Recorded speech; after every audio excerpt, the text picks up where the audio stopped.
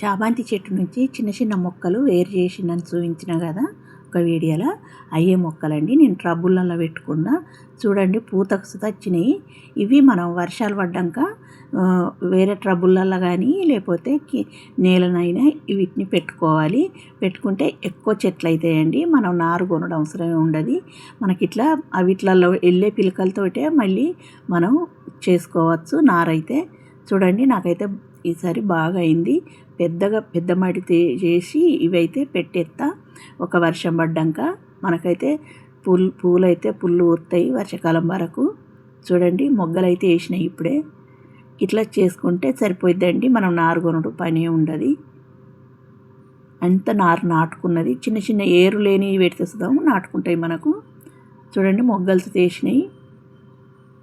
మనకు ఒక్క చామంతి చెట్టు ఉంటే చాలండి. వీటిల నుంచి మనం తీసి ఇట్లా ఎక్కువ మొక్కలు చేసుకోవచ్చు.